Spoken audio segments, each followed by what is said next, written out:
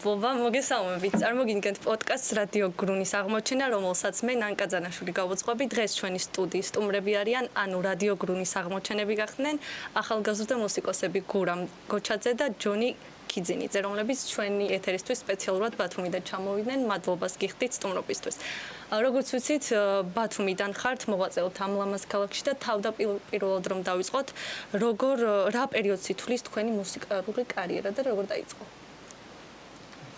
ჩემი მუსიკალური კარიერა დაიწყო ბავშვობიდან, ესე რომ ვთქვათ, 12 წელია უკვე ასაფში ვარ, 6 წლები მაქვს დამთავრებული კონსერვატორია და ესა ნელა-ნელა რომ მივყევი, შევისწავლე სხვადასხვანაირი ინსტრუმენტები, ქართული ხალხური, რა თქმა უნდა. და ესე გასტროლები მიდიოდა. ამის შემდეგ წავედით სცენებზე, იქ ბათუმში და გავიცანი ჯონი. ჯონი თავიდანვე ვიცნობდა, მაგრამ ესე ახლოს უკვე 2 წელია ვართ.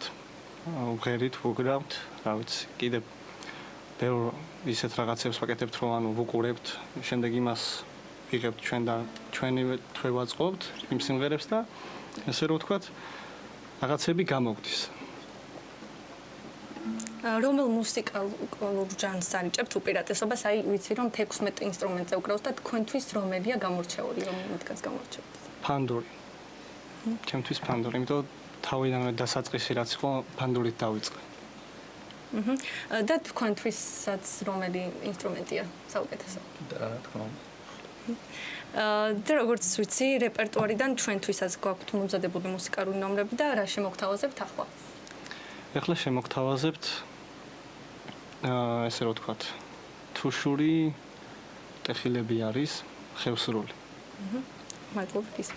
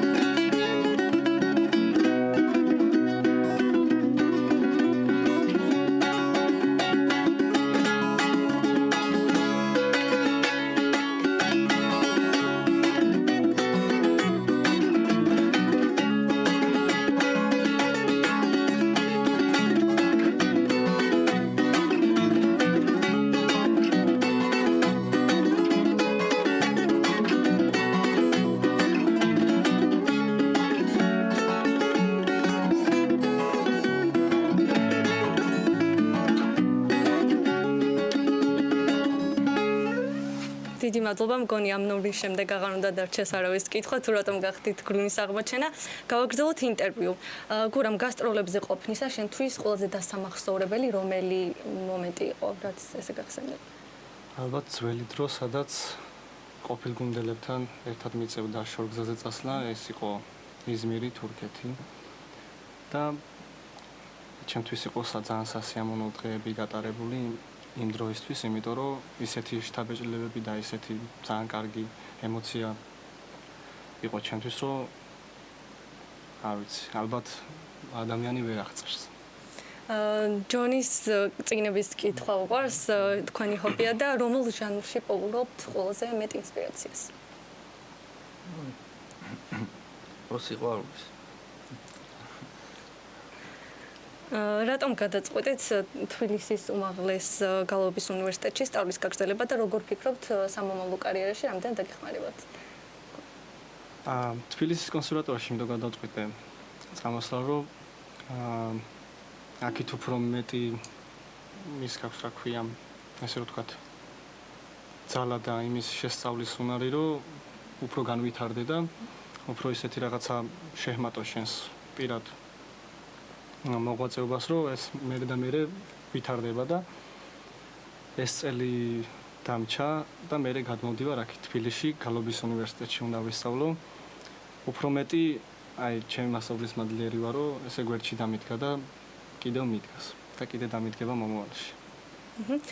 ჯონი, რა არის შენი მთავარი мотиваცია მეზღვაურობის სფეროში? რატომ გადაწყვეტე ეს სფერო მაგეთშია?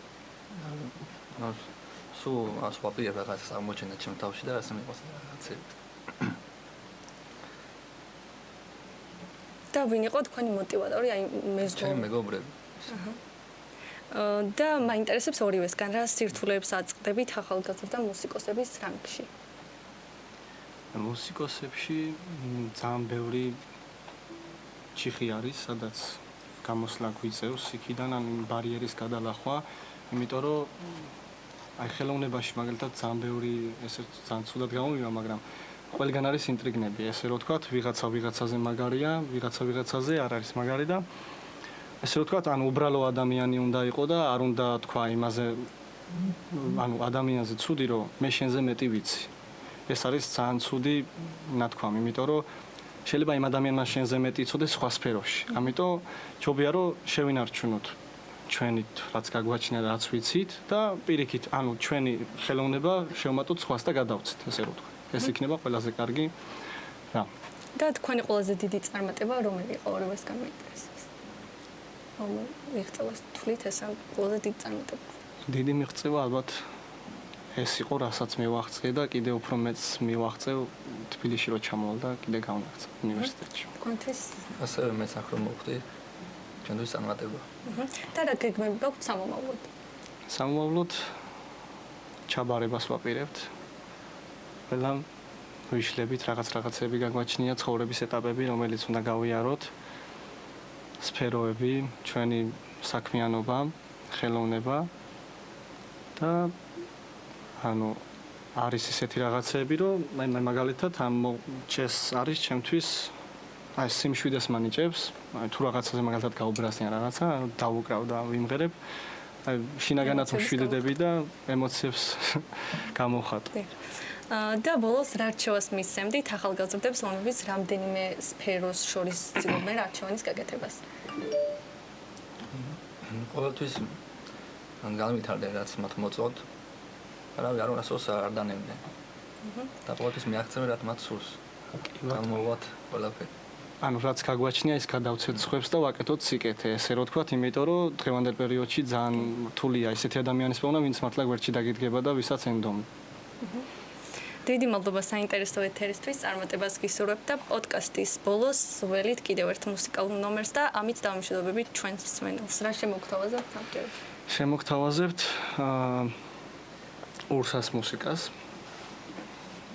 და მადლობა რომ მოგვიწვით ესე ვთქვათ, დამავიწყდა. მადლობა თქვენ. ძალიან დიდი მადლობა მოწვევისთვის და ალბათ აუ ჩვენს გულებსაც უხარია, ყველას უხარია რომ აქ ვართ. მადლობა თქვენ რომ ასე ახალისებთ ჩვენს ეთერს. ემოციებში ვიყავით, თავიდან აქ მოვდიოდით, იმიტომ რომ ხან რაღაცეები გქონდა ესეთი პრობლემები, რომ ვერ წამოვედით, მაგრამ დღესდღეობით აქ ვართ და ძალიან გვიხარია. მადლობა და ფასებისთვის.